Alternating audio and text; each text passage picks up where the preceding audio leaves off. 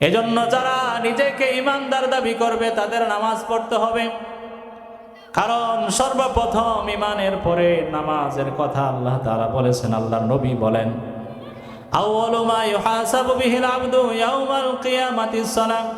কিয়ামত দিবসে সর্বপ্রথম আল্লাহ পাক রব্বুল আলামিন নামাজের হিসাব নেবেন। কিসের হিসাব নেবেন? নামাজের হিসাব নেবেন। ইমানের পরে তারপরে হলো নামাজ। এজন্য যারা কিনা ফজরের সময় মসজিদে যেতে পারে না, জোহরের সময় যেতে পারে না, আসরের সময় যেতে পারে না, যাদের ইমান মসজিদ পর্যন্ত নিয়ে যায় না, তাদের ইমান কি জিহাদের ময়দানে নিয়ে যেতে পারবে? কি বলেন? যে ইমান আপনাকে আমাকে সামান্য আরাম আয়েশ থেকে উঠাইতে পারে না, সেই ইমান কিভাবে আল্লাহর দ্বীন বুলন্দ করার জন্য, আল্লাহর দ্বীনকে দুনিয়াতে বাস্তবায়ন করার জন্য জিহাদের ময়দানে অবতীর্ণ করাইবে? এজন্য বান্দারে, আপনার আমার ইমান যদি দুর্বল হয়ে যায়, ইমানের যত পরে আমল আছে আমলগুলো দুর্বল হয়ে যাবে। এজন্য সর্বপ্রথম আপনার আমার জন্য ইমানের পরে প্রথম আমল হলো নামাজ। এই নামাজকে দুনিয়ার জমিনে বাস্তবায়ন করার জন্য আল্লাহর রাসূল কতই না কষ্ট করেছেন। আল্লাহর হাবিব এত লম্বা লম্বা নামাজ পড়েছেন, 1 পারা 2 পারা 3 পারা 5 পারা পর্যন্ত কোরআন শরীফ 1 রাকাতে পড়েছেন। বলেন সুবহানাল্লাহ। আজকে আপনি আমি যখন নামাজে দাঁড়াই তখন তাড়াতাড়ি করি। ইমাম সাহেবের নামাজ পড়তে 5 মিনিট লাগে, আপনার নামাজ পড়তে 2 মিনিট লাগে। কথা বলুন ঠিক কিনা? একজন হাফেজে কোরআন, যিনি সবচেয়ে ভালোভাবে কোরআন তেলাওয়াত করতে পারেন, তিনি 4 রাকাত নামাজ পড়তে 6 মিনিট তার লাগে। আর যে বান্দা কোরআন পড়তে পারে না, ভালোভাবে পড়তে পারে না, তার জন্য 4 রাকাত নামাজ 2 মিনিটেই শেষ। কথা বলেন ঠিক কিনা? এজন্য আপনার আমার নামাজ যদি সুন্দর না হয়, তাহলে আপনার আমার জন্য বড় কঠিন হবে। কারণ কিয়ামত দিবসে সর্বপ্রথম নামাজের হিসাব আল্লাহ নেবেন।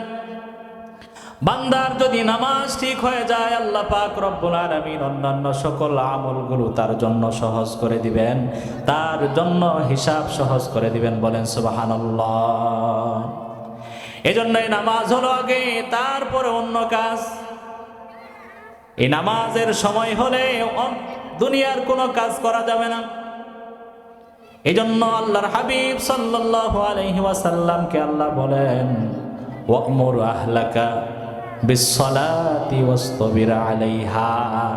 হে রাসূল, আপনি নামাজ পড়েন, আপনার পরিবারদেরকে নামাজের জন্য আদেশ করেন।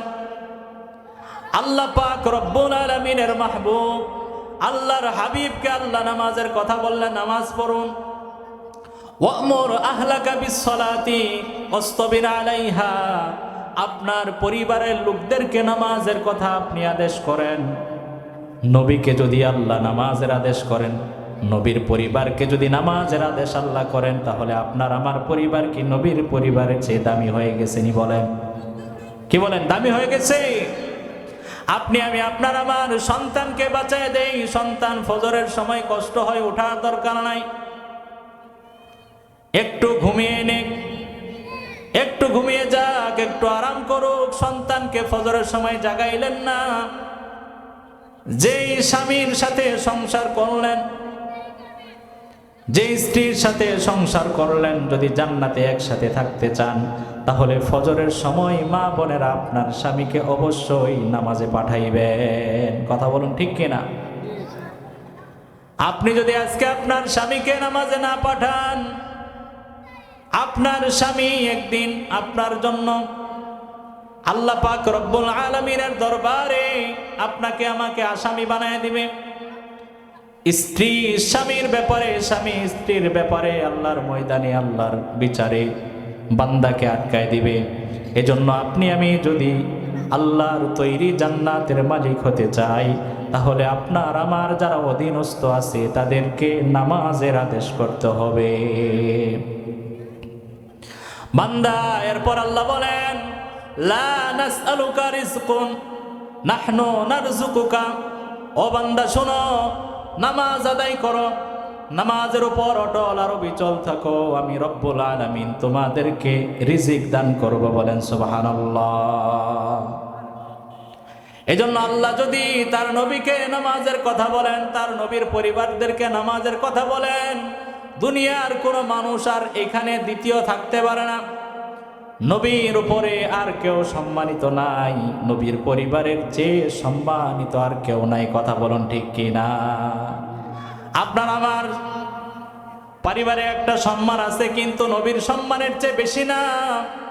আপনার আমার দেশের যে প্রধানমন্ত্রী, রাষ্ট্রপতি, তার সম্মান আছে, কিন্তু আমাদের নবীর সম্মানের চেয়ে বেশি না। কথা বলুন ঠিক কিনা? এজন্য আল্লাহ পাক রব্বুল আলামিন এই হুকুমকে, নামাজের হুকুমে বারবার কেন আল্লাহ বললেন আকিমুস সালাতা ওয়া আতুজ যাকাতা ওয়ারকাউ মা'আর রাকিঈন।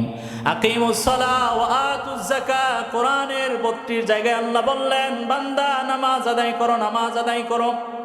কোরআনুল কারিমে যদি একবার বলা হয় তাহলে ওই জিনিসটা আমাদের জন্য ফরজ হয়ে যায়। কিন্তু নামাজের বিষয়টা যেহেতু গুরুত্বপূর্ণ, সেজন্য আল্লাহ আমাদেরকে বারবার বলে নামাজের ব্যাপারে আমাদেরকে বুঝিয়ে দিলেন, বান্দা ও আমার বান্দা নামাজ আদায় করো। নামাজ আদায় করলে আমি আল্লাহ সব বিপদ তোমার দূর করে দিব। বলেন সুবহানাল্লাহ। নবীজির জামানায় যখন কোনো বিপদ আসতো, ঘূর্ণিঝড় শুরু হয়ে যাইত, নবীজি মসজিদে যাইতেন, সাহাবায়ে কেরাম মসজিদে যাইতেন। কিন্তু আজকে আপনি আমি যখন বিপদে পড়ি তখন কিন্তু মসজিদে যাই না, তখন বিপদ দূর করার জন্য দুনিয়ার মানুষের দ্বারস্থ হই। কথা বলুন ঠিক কি না? এজন্য আল্লাহ পাক রব্বুল আলামিন তিনি আমাদেরকে বারবার বললেন বান্দা নামাজ আদায় করো, নামাজ আদায় করো। কারণ এই নামাজই পারে মানুষকে গুনাহ থেকে বাঁচাইতে। আল্লাহ পাক রব্বুল আলামিন বলেন ইন্নাস সালাতা তানহা আনিল ফাহশাই ওয়াল মুনকার, নিশ্চয় নামাজ মানুষকে গুনাহের কাজ থেকে বিরত রাখে। এজন্য এই নামাজকে দুনিয়ার জমিনে বাস্তবায়ন করার জন্য আল্লাহর হাবিব কতই না কষ্ট করলেন। নবীজি একদিন কাবা শরীফে নামাজ আদায় করার জন্য দাঁড়িয়ে গেছেন। মক্কার কাফেরের নেতা আবু জাহেল এবার চিন্তা করলো মুহাম্মদকে সুযোগে শেষ করে দেয়া যাবে। বলেন নাউজুবিল্লাহ। নবীজি যখন সিজদায় গেলেন, বিশাল একটা উটের নারী ভুঁড়ি নবীজির উপরে চাপায় দেয়া হলো। নবীজি সিজদা থেকে মাথা উঠাতে পারেন না। হযরতে ফাতেমাকে খবর দেয়া হলো, ফাতেমা তোমার বাবাকে এইভাবে নির্যাতন করা হইতেছে। ছোট্ট ফাতেমা দৌড়ায় আসলেন, আসিয়া কোনো মতে নবীজির উপর থেকে নারী ভুঁড়িগুলো সরাইলেন। আমার নবীকে কষ্ট দেয়া হয়েছে নামাজের জন্য, আমার নবীকে কষ্ট দেয়া হয়েছে দ্বীন ইসলাম প্রচারের জন্য। এজন্য নবীজি আলাইহিস সালাতু ওয়াস সালাম নামাজের ব্যাপারে নবীজি সুন্দরভাবে ঘোষণা দিয়েছেন, যেই বান্দা 5 ওয়াক্ত নামাজ জামাতের সাথে আদায় করবে আল্লাহ পাক রব্বুল আলামিন তাকে 5টি পুরস্কারে পুরস্কৃত করবেন। জোরে বলেন সুবহানাল্লাহ।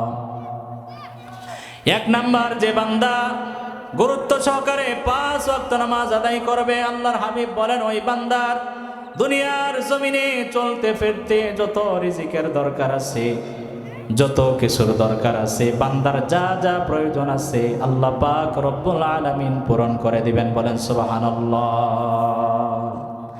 যে রিজিকের কারণে আপনি আমি সারাদিন বিভিন্ন জায়গায় কাজ করে খেটে খাটে, আল্লাহ পাক রব্বুল আলামিন তিনি আমাদেরকে এই রিজিকের ব্যবস্থা আল্লাহ পাক রব্বুল আলামিন করে দিবেন। নামাজ যদি আমরা পড়তে পারি তাহলে আল্লাহ পাক রব্বুল আলামিন তিনি আমাদেরকে রিজিক ব্যবস্থা করে দিবেন। বলেন সুবহানাল্লাহ।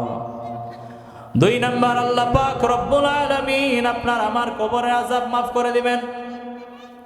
3 নাম্বার, আল্লাহ পাক রব্বুল আলামিন তিনি আমাদেরকে পুলসিরাতের রাস্তা 30,000 বছর রাস্তা আল্লাহ পাক রব্বুল আলামিন বিজলির মতো পার করে দিবেন। বলেন সুবহানাল্লাহ।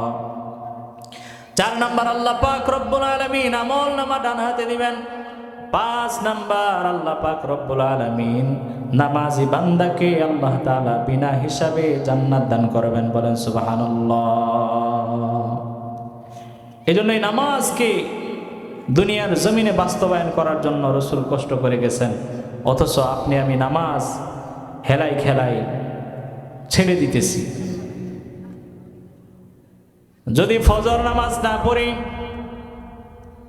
কবরে গেলাম, সাপ আমাকে দংশন করবে, বলবে বান্দা তুমি ফজর পড়ো নাই জহর পর্যন্ত, তোমাকে দংশন করব। জহর পড়ো নাই আসর পর্যন্ত, আসর পড়ো নাই মাগরিব পর্যন্ত, মাগরিব পড়ো নাই এশা পর্যন্ত। এইভাবে একজন গুনাহগার বান্দার কবরে 70টি সাপ নিযুক্ত করে দেয়া হবে, বলেন নাউজুবিল্লাহ। কিয়ামত পর্যন্ত এই গুনাহগার বান্দাকে সুবন দিতে থাকবে, কাটতে থাকবে। এজন্য নামাজ হলো আগে, তারপর অন্য কাজ।